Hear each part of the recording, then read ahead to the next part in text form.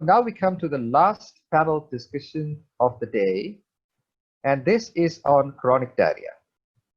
The moderator for this session is Dr. Anshu Srivastava, and the esteemed panelists are Dr. Nishant Wadhwa and Dr. Rajkumar Gupta. Let's get to know them. Dr. Anshu Srivastava finished her DM and then did 2 fellowships in pediatric gastroenterology, one in Canada at Calgary and another one at the Royal Children's Hospital in Melbourne. So she's widely traveled and experienced. She's also been a observer for almost 1 year at the Royal Free London before she decided that she needs to come back to India with all her rich experience all over the world. And she's currently right now a professor at the Department of Pediatric Gastroenterology, Sanjay Gandhi Postgraduate Institute, Medical Sciences, Lucknow. She just was our ex-secretary of the ISPGHAN until 2018, and her special interests include end-stage liver disease and its complications and inflammatory bowel disease. Dr. Nishant Wadhwa, after he finished his pediatric gastroenterology fellowship, currently works as a consultant pediatric gastroenterologist and transplant hepatologist at Sir Gangaram Hospitals, New Delhi. He has over 15 to 20 publications. He's a very good speaker and a good friend of mine.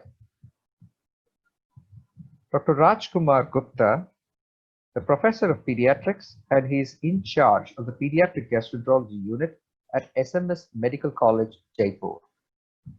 His special interests are celiac disease.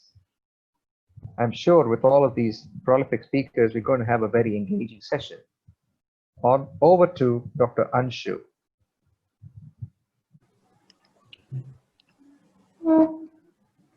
Okay. Good morning, everybody. Today we'll be discussing an approach to a toddler with chronic diarrhea. And I would like to welcome my panelists, Dr. Nishant Wadhwa and Dr. Rajkumar Gupta. As we all know that chronic diarrhea is basically any diarrhea which lasts for more than 2 to 4 weeks. It has an insidious onset and it's a change in the basic frequency and consistency of the stools of the child. The stools become more watery and more frequent. And this chronic diarrhea can result because of problems at multiple levels. It can either be because the food is not being broken down or digested, which would be because of a disease in the small bowel, pancreas, or liver. It could be a defect of absorption, which again means that the mucosal disease is there or there is a short gut and so there is a reduced area for absorption. It could be because of fast transit or slow transit, which will predispose to bacterial overgrowth and malabsorption. And it can also be because of increased secretion. So with this background, I would like to just enumerate some of the common causes of chronic diarrhea in young children. And as you can see, we often classify them as small bowel causes, which are basically watery diarrhea. And here celiac disease, cow's milk protein allergy, toddler's diarrhea, lymphangiectasia, and parasitic infections predominate and are common. Then we have conditions where children have colitis with blood and mucus in stools, and there it is again cow's milk protein allergy, very early onset IBD, CMV, and Hirschsprung's enterocolitis, which are common. And then sometimes the parents may come with a history that the stools are large, bulky, foul smelling, with visible oil in the stools. This is a setting where we have to suspect fatty or what we call as pancreatic or liver disease, cholestasis related diarrheas, and here cystic fibrosis, cholestatic conditions like progressive familial intrahepatic cholestasis and chronic pancreatitis predominate.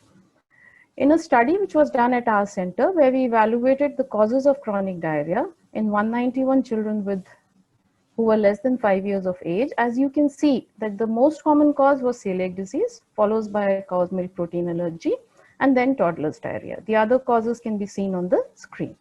Now, without wasting any further time, I would like to go to the first case. And this child is an 18-month-old boy who presented to us with symptoms for the last 6 months. He basically had abdominal distension, which used to increase after meals and reduce after passing stools. He has increased frequency of stools, which were not having any blood or mucus. There were nocturnal stools. The stools were large volume, explosive.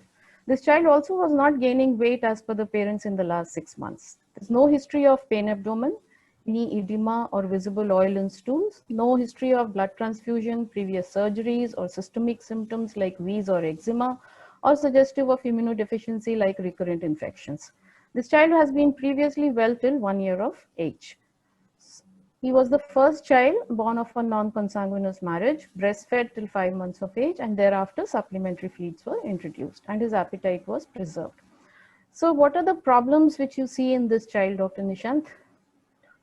Yeah, so we have a 1.5-year-old child who has had symptoms since 1 year of age. He's got chronic diarrhea, failure to thrive, and it's a small bowel type of diarrhea. There is no blood and mucus in stool, and this child definitely has a lactose intolerance because he has gassiness and he's got explosive stools. So there is an element of lactose intolerance along with the chronic diarrhea. So when we examined this child, he had both weight and height below the 5th centile. He had pallor and angular cheilitis. There was no icterus, edema, or lymphadenopathy. Abdomen was showing gaseous distension without any ascites. A soft liver was palpable 2 centimeters, and there was mild perianal redness, but there was no fissure, fistula, and the PR was normal, and other system examination was also normal. So basically what we have is an 18-month-old child who's symptomatic from 1 year of age with chronic diarrhea, failure to thrive, anemia, and signs of lactose intolerance. So when you get such a child, Dr. Gupta, what would be your main diagnostic possibilities? So this child is 1.5-year-old child and symptomatic since last 6 months. Chronic diarrhea, failure to thrive, short stature and anemia. Also vitamin B deficiency, angular cheilitis, and lactose intolerance. These are the things. So I think in our setting, celiac disease is the most important possibility. With the other possibilities like cow milk protein allergy and other food allergies. And in the setting of low socioeconomic status, giardiasis may be a possibility.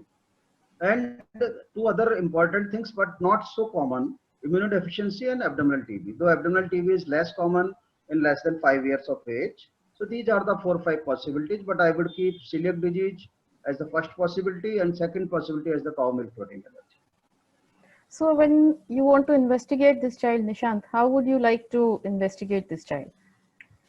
Yeah, so this child would definitely require a CBC, a complete blood count with peripheral smear, which would we would look for anemia, which would look for thrombocytosis. We're looking for malabsorption and low albumin.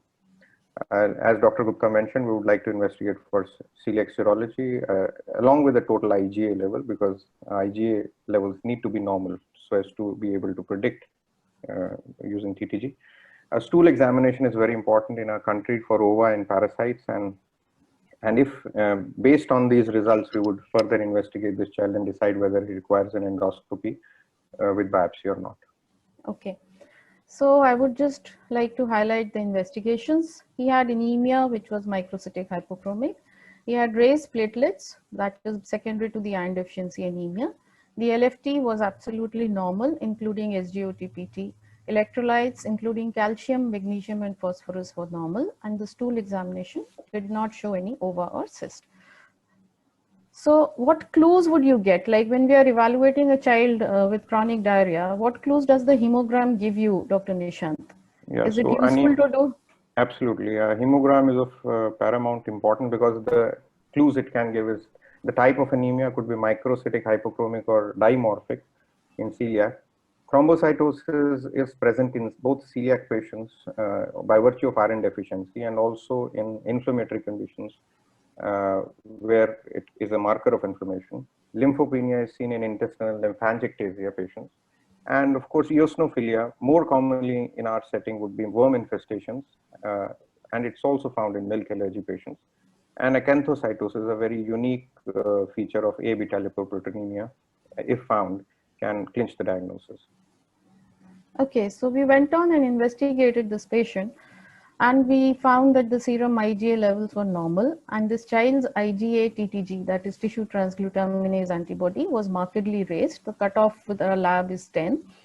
We did an endoscopy, and as you can see that this endoscopy showed scalloping. You can see this ridged appearance here, and this is a mosaic appearance which was seen. The esophagus and stomach was absolutely normal. We went ahead and took biopsies, both from the second part of the duodenum and from the first part of the duodenum. And what we found was that the villi were broadened and flattened. As you can see, these villi are not finger-like projections, they are flattened. And the crypt-villus ratio was reduced, it was 1:1. There was increased intraepithelial lymphocytes, lamina propria had lymphomononuclear cells, and no parasites were seen. Just for your comparison, I have put up like this is bald mucosa, there are no villi. So this is subtotal to total villus atrophy.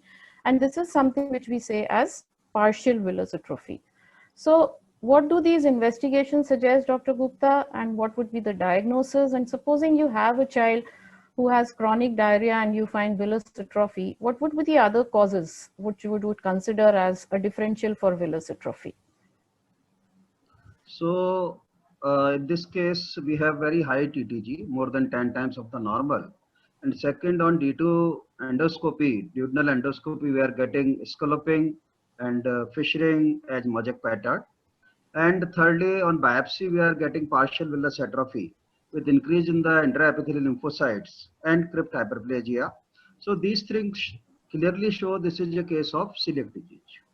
So this is a typical, these are the typical findings of celiac disease, but in a very rare case, some other diseases may also occur, especially alone villus atrophy without so much of increase in intraepithelial lymphocytes. Like in food allergy, sometimes it may occur, cow milk protein allergy, then small intestine bacterial overgrowth syndromes in this occur, giardiasis, post-enteritis syndrome, and in our setting in severe acute malnutrition, in these things may occur.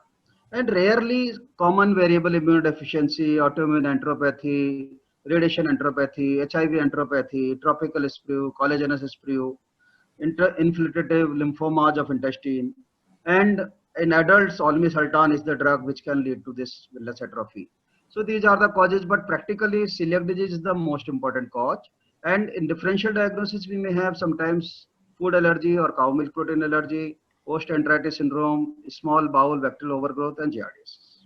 Okay, so this child was labeled as a case of celiac disease, and we have 5 years follow-up. And this child was counseled by the dietitian, a diet chart was given, supplements were given, and because he had partial villus atrophy, for the initial 6 to 8 weeks, we restrict the milk because there would be a relative lactose intolerance. He's been in OPD follow-up till January this year, and as you can see on the growth chart that he has crossed the centiles and is doing very well. His hemoglobin has become normal, his IgA-TTG is negative, and in between there was a period of about 2 to 3 months where he defaulted, but that was recounseling was done by the dietitian and the child's compliance improved. So Dr. Gupta, is it just that, okay, I diagnose celiac disease and I will tell my patient, okay, now stop taking gluten? Is a dietitian essential for managing celiac disease? And when we say, okay, these children have anemia, how long do we give the supplements, and what is the role of a repeat serology? Do we need to do it? Does it help us, or is it not required? So this is very important part in the management of celiac disease.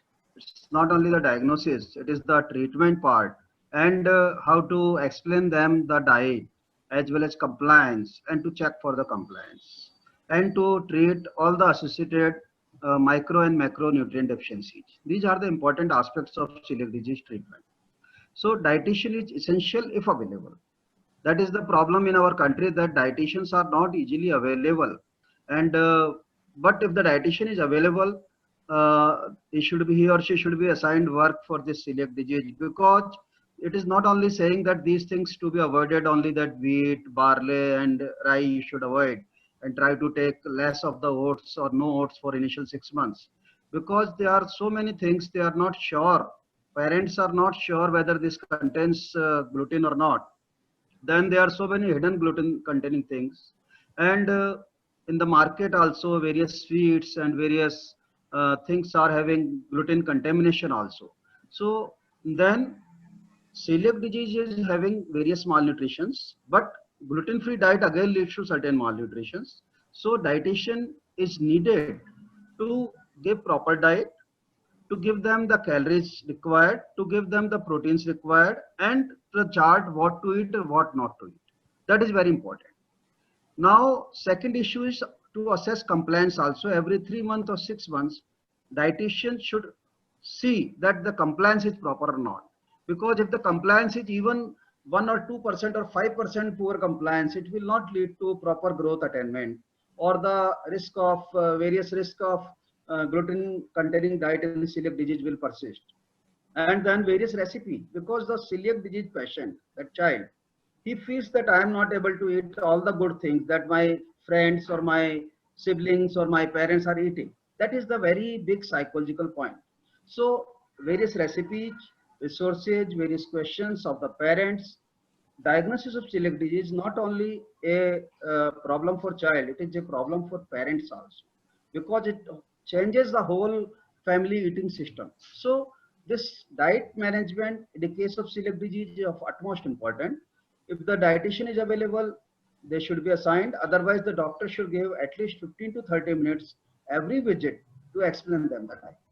The type of anemia that you would. Yes.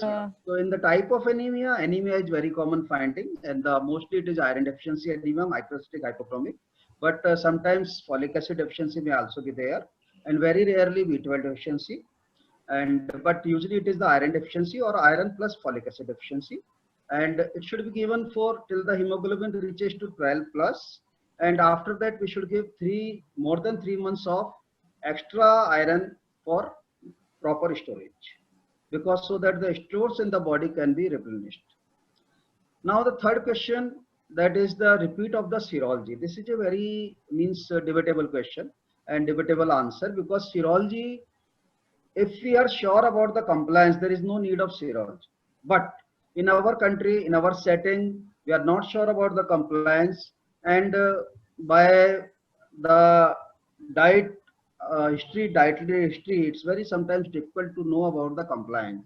So TTG can act as a good indicator for compliance.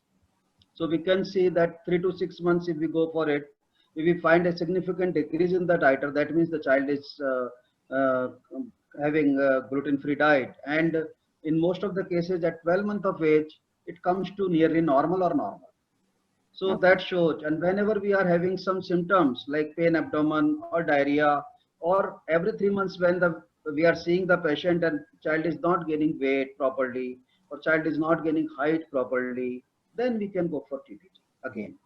I would like to say here that sometimes, because once they are on a gluten-free diet, even if they are taking small amounts of gluten, they will not develop any symptoms. So if you suspect that your patient is not actually following a proper GFD, then in that scenario, doing a TTG, and if it shows that it is positive, is a very nice way to convince the parents also that there is a problem somewhere. Yes, sir. So, Dr. Nishant, can liver enzymes be raised in celiac disease, and what would be the reason that they would be raised?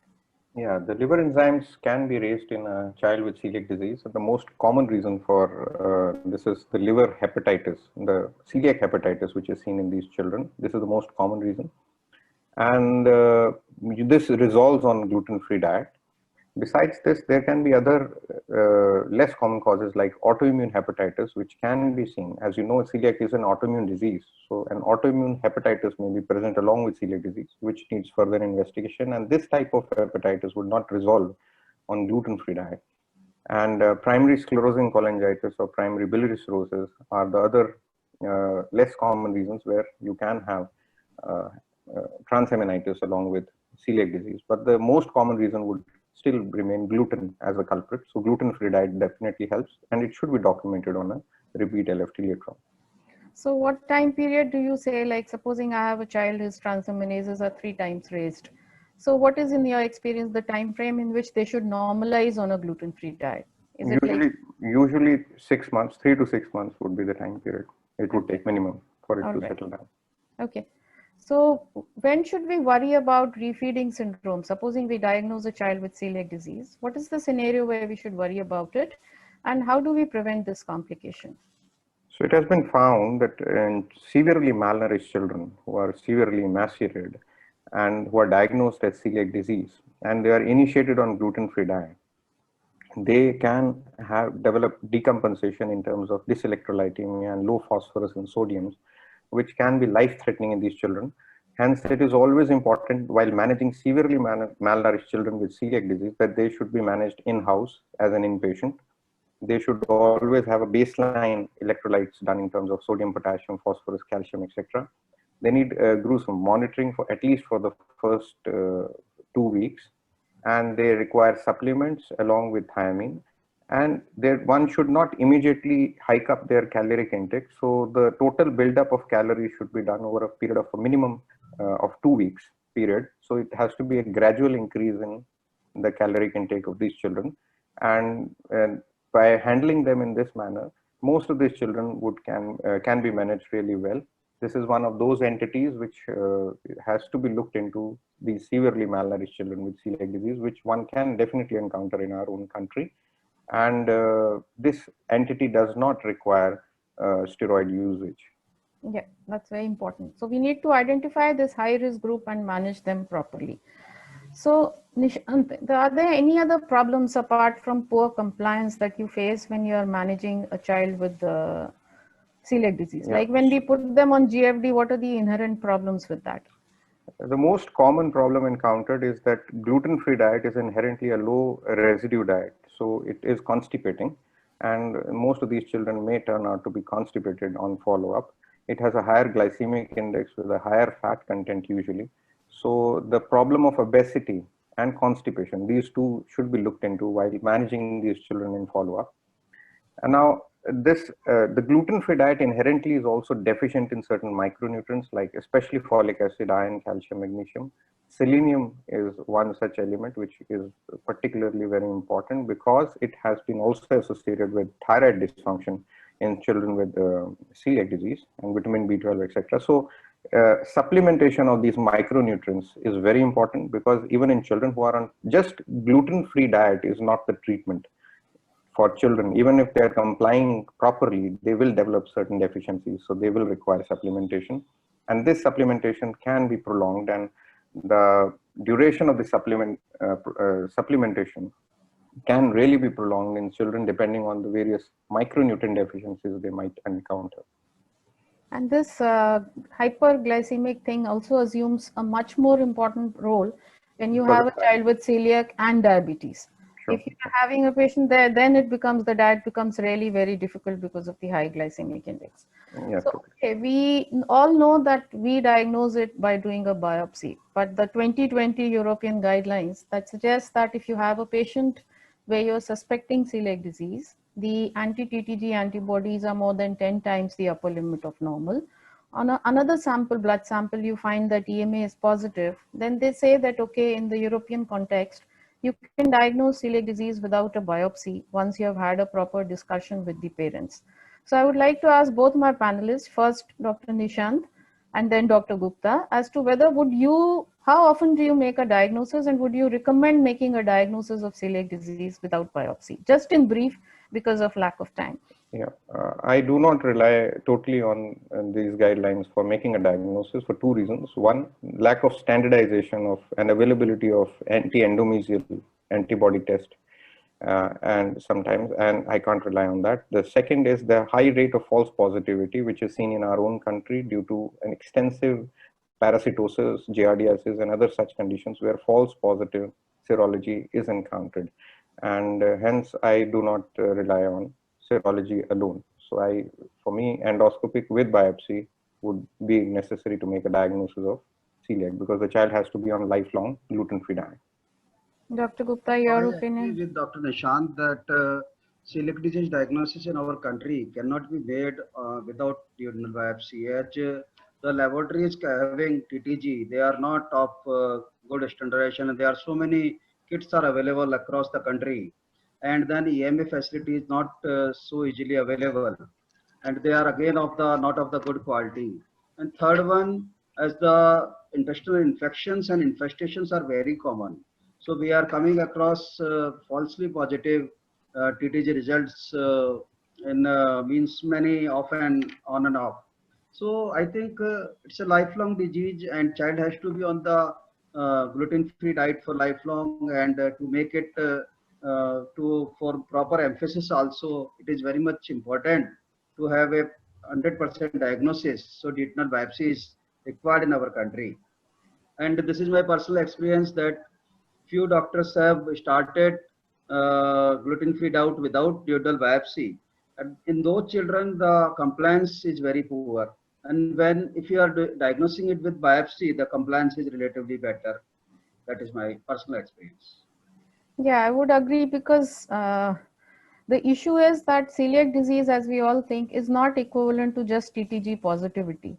If we have biopsy, then obviously it's a pediatric gastroenterologist or a educated person who would be knows a lot about celiac disease would be involved in the care of the child.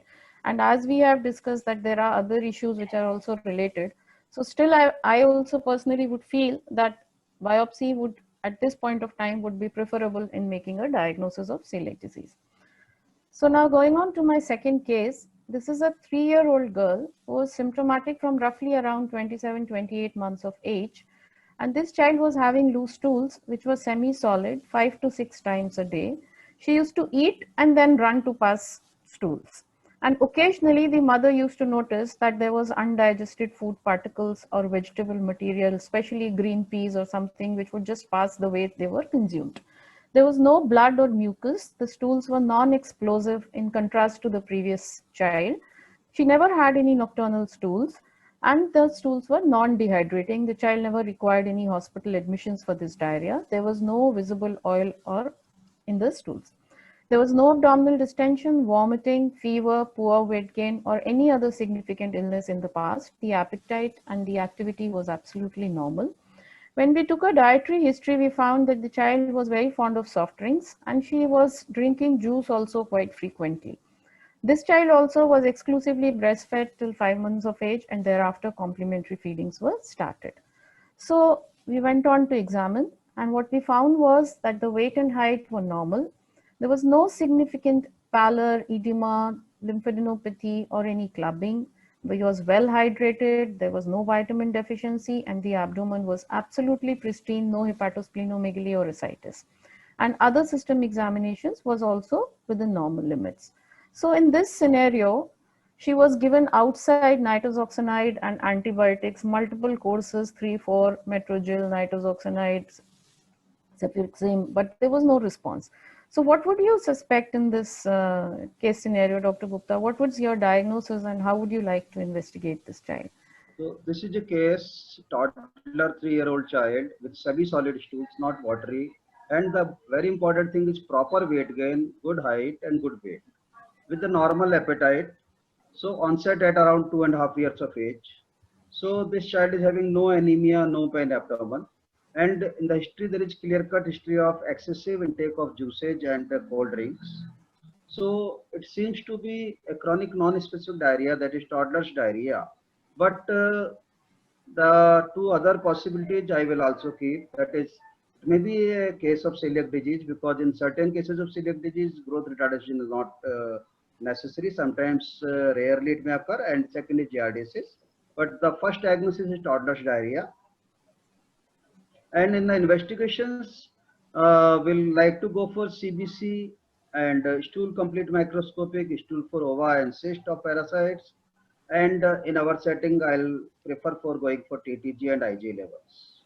Would you like to go ahead in a staged manner, or would you like to say go ahead with the endoscopy, biopsy, everything in the first go? These are the basic tests. Every case of diarrhea, chronic diarrhea, we should go for these. This is our own protocol, and I think because celiac disease is so common in the North India, and day by day we are getting more cases, and all the atypical presentations are there. So I think we should go for TTG and IgA in this case also. Okay, so let us look at her hospital course and investigations. This child had a hemoglobin of 13 with a normocytic normochromic picture. TLC, DLC, platelet and ESR were normal.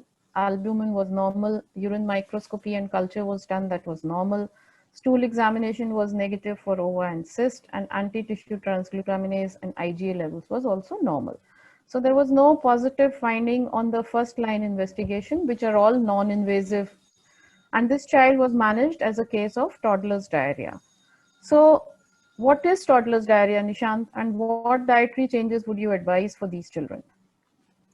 Toddler's diarrhea essentially is a functional diarrhea wherein there is no organic problem with the child in the gut at least, and these children develop these, as mentioned earlier, frequent stools, but they are doing very well on their growth charts. So a child who is growing well, who is non-anemic, and who has only these frequent stools, usually after meals, they respond very well to stoppage of juices and carbonated drinks in their diet, and adding butter and ghee so as to reduce the intestinal transit. Time is increased, and they promote promotion of a balanced diet with the whole fiber intake, which helps these children, and it gradually reduces their frequency of stool. It's important that unnecessary elimination of milk, or for that matter, wheat or other such products in their diet is not done, because these would result in certain deficiencies, both macro and micronutrients, and which can otherwise affect the child who's otherwise doing very well on the growth chart. So most important for these children is to reduce their carbonated drinks and juices in the diet, and to promote a balanced diet along with monitoring them. So follow-up is very important. They should be followed up with a growth chart, and if you plot their growth, these children would do they would do well with their centiles. There would not be any growth failure. Okay, so we went ahead and managed this child the same way, and within 2 months we found that the child's diet has partially changed and she showed improvement, and there was complete resolution of this diarrhea with weight gain by 6 months of follow-up. And that's the most important finding, because if the diarrhea is persisting, then it suggests that perhaps we are missing something and the child needs more evaluation, and so a follow-up is absolutely mandatory.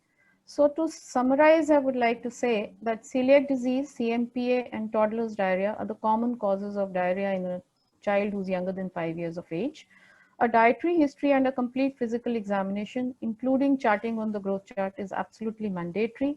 For celiac disease, the points which I would like to stress here is that if you have a dietitian or otherwise, you need to give some time and counsel them properly about what they can take and what they should not be taking. And at each regular visit, the diet should be assessed.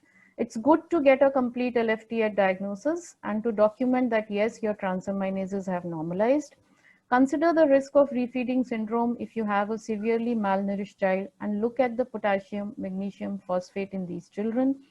And although the European recommendation says that you can go ahead and do a diagnosis without biopsy, but in our opinion, most of the pediatric gastroenterologists in India would still believe that doing a biopsy is still preferred. In exceptional cases, obviously it may be, but for the vast majority, we do need a biopsy. For toddlers' diarrhea, we should remember that this is a functional diarrhea, and this is characterized by no failure to thrive or nutritional deficiencies. In these children, we should do the first line investigations as has been discussed, put them on a dietary therapy, and then follow them up, because within 2 to 3 months, you will start seeing a response, and they would resolve by 6 months. All the symptoms would resolve, because if they are persisting, then obviously the child merits further evaluation. Nutritional rehabilitation is vital for all children, especially the younger ones with chronic diarrhea, and timely referral and specific treatment is very rewarding. The one thing which I would like to caution is that without a definitive diagnosis, please don't start putting them on a milk-free diet, on a gluten-free diet, a combined milk-free and gluten-free diet, a trial of ATT. Don't do that, because that doesn't help the child, and it actually makes the further diagnosis more complicated. So with this, I would like to thank my panelists, Dr. Nishant and Dr. Gupta, and I would like to end the session here. Thank you very much. Thank you. Thank you.